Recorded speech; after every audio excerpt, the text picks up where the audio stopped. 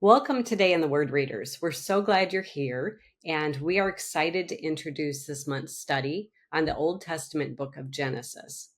Joining us is our devotional author, Dr. Ryan Cook. He's the professor of Bible at Moody Bible Institute, Moody Theological Seminary, and we're glad to have him. Welcome, Ryan. Thank you. Great to be with you again. Yes, so we are back again because you started off our year with a study on the book of Genesis, and we titled it Part 1 because Genesis is a big book, right? And we are picking that up again now to finish the book of Genesis. And it is a book that is jam-packed with lots of interesting stories, but I thought maybe you could give us context, a little backing up of where we left off and where we're starting. Okay, yeah, so we did decide to break Genesis up into two parts because it is actually, by word count, the second longest book in the Old Testament. And so there's no natural break in the book of Genesis. We sort of just arbitrarily ended it halfway through the book. But the part one starts to tell the story of Israel's ancestors by setting it in the context of universal history. It starts with creation, going through the fall, the flood, the Tower of Babel, this kind of history that impacts all of humanity. And by the end of Genesis 11, of course, humanity's in a big mess, right? They consistently choose to rebel against God. And the question is, what is God going to do? How is he going to respond to resolve that issue? And it starts with calling Abraham and Sarah. And so we ended last month, the last study on this, at the death of Abraham. We kind of walked through all of Abraham's life as it's recorded in Genesis. Of course, Abraham's already 75 years old when we meet him in Genesis, but we go from that all the way to his death in chapter 25. And so this month we'll pick up right from there. Okay.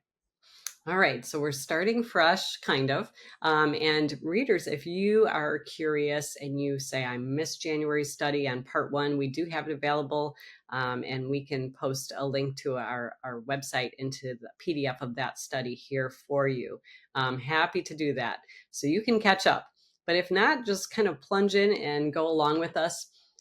We titled this study God's Promise. And the reason is because a lot of this is about God's promise to Abraham and the fulfillment of that, how it works out. I'll read it here because I don't have this memorized. Genesis 28:14-15 says, all peoples on earth will be blessed through you and your offspring. I am with you and will watch over you wherever you go, and I will bring you back to this land. I will not leave you until I have done what I have promised you. So I wanted to just ask you, Ryan, why this promise is so important. Why are we kind of framing it this way? That's a great question. And of course, it starts with, humanity is in this difficult situation where they are rebelling against God. And God decides to begin to resolve that in a really unconventional way, maybe to our way of thinking. And it is through making this promise to an individual.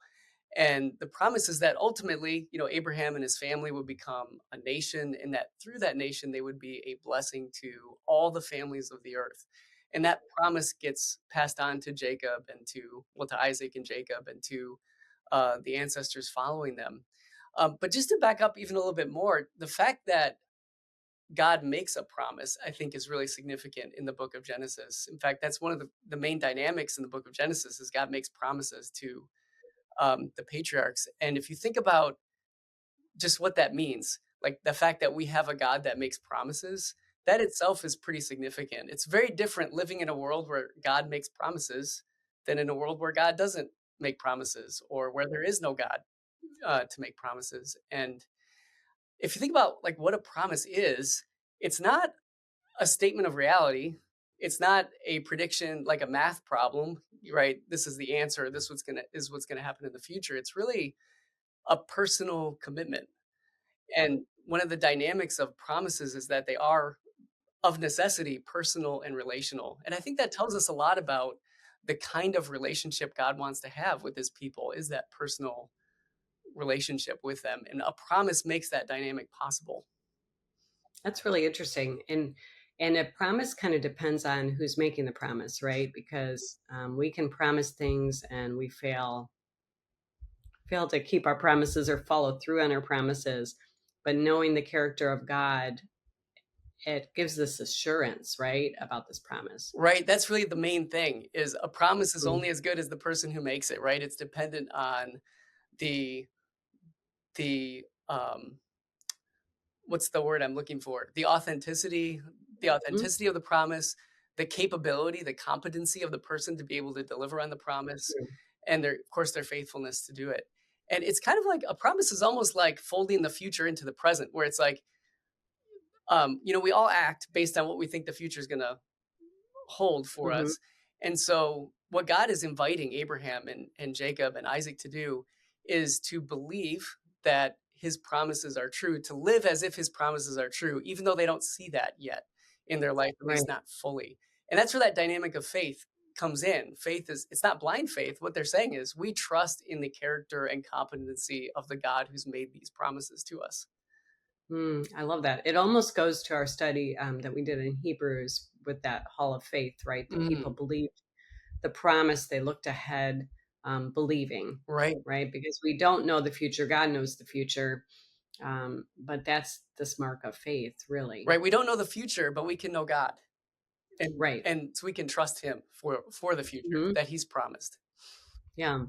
I think, there's so many fascinating people in the book of Genesis and the stories, there's so much rich narrative. I'm a former English prof, so I love stories. Mm. And there's good and bad and evil and mistakes and drama and, people in conflict. I think about Jacob. Jacob is fascinating to me because, his story starts with this deception, and then he turns around and kind of it comes full circle and he gets deceived.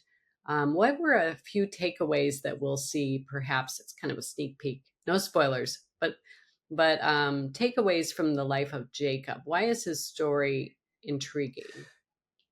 But Jacob is such a fascinating character, as you mentioned, just even as a literary character. I mean, he was a historical Mhm. person, but the way that he's described, we all kind of resonate with him because he's willing to work the angles to get what he wants. He's a little bit Right. manipulative and a little bit deceptive at points. Other times, acts in faith as well. But Mhm. he's a very rounded character in the book of Genesis. If you think of who Jacob is for Israel, this is, the book of Genesis was written to the nation of Israel. Jacob was the founder of Israel. I mean, his name gets changed to Israel, and his children are Mhm. the progenitors of the 12 tribes of Israel. And, I read a lot of other ancient Near Eastern literature, and it's kind of fascinating to look at other cultures, how they describe their founder. Almost inevitably, in every case, the founder was a warrior who was really competent, who, won all these amazing victories. And it's fascinating to look at that compared with how Israel tells their own story, where Jacob is certainly not a warrior. He's a lot of things. He's not a warrior. And it's very the book of Genesis is very open and honest about his faults and his failings, Mhm. very transparent in that way. And I think that's something we can really learn from. Sometimes people talk about Israel in the Old Testament, like, oh, Israel in the wilderness, they complain because they don't have food and water, and or Jacob is, lying and deceptive. Can you believe that they actually did that? Well, in some ways, the only reason we know they did that is because they wrote it down and were very open and Right. transparent about it. And um, and through that, they're showing that really this story is more about God's grace and His Mm. faithfulness. It puts the spotlight there instead of on the um, the obedience or how great Jacob was. Jacob was Right. not chosen by God because he was such an ethical guy. It really, Mhm. again, puts a spotlight on God's grace and His power to work even through people like that, which is really comforting, uh, to Yeah. us as well. Oh, exactly, right? Because we look and think, well, we couldn't live up to this hero that's larger than life. But then we read about someone like Jacob and we're like, okay, I get that. I know people like that. I've been in situations like that where I've tried to manipulate life to work out the way I'd like it to work out. Hmm. And but then realizing through his story that God was in control, God's story was higher and above all of that. Right. So, And it also points out the consequences of going after things in our own way mhm. too.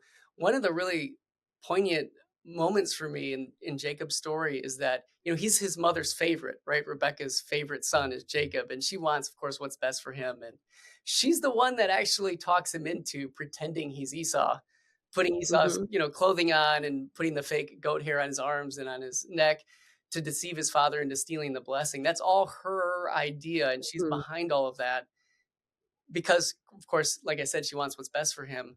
But it's really because of that that Esau ends up wanting to kill Jacob. He has to run for his life hundreds of miles away to Padam Aram. And Rebecca actually never sees Jacob again, her favorite son. Hmm. So it's her attempt at trying to manipulate and get what's best for him. She actually loses her son through that. And they Wow. never come back, they never meet face to face again. Wow, that is poignant to think about. Well, there's so much. This is just a taste of what's in the study. It's a really great study. So we hope that you all go. And if you haven't signed up for Today in the Word, we have an email, we have an app, and you can do all of those things at todayintheword.org. Also, we have a wonderful children's study. This one, we focused on the life of Joseph, another character study in the book of Genesis. So that is free to download, and that's also on our webpage. Before we go, though, Ryan, maybe you could tell us a few things you hope people will take away from this study. Well, I hope that they get, of course, enthralled with the story. And even Mm, more than that, that they grow to know and love the God of the story even more. mm. A God that can provide redemption and work through very weak and fallible people, and that we can grow in our trust in God's sovereignty, even over the seeming kind of chaos of life. The book of Genesis shows us how God's hand is behind and working in and through all of that. Amen. That we can trust his promises, Hmm. right? Because we see them work out here, and we can trust it will work out in our lives as well. So thank you for writing this, and thank you to all of you who read with us. It's just a blessing and encouragement to us. Please like this video and subscribe to our channel if you haven't, and we'd love to hear from you. So write a note below and say hello to Ryan and to all of us, and let us know what you think of the study. Thank you.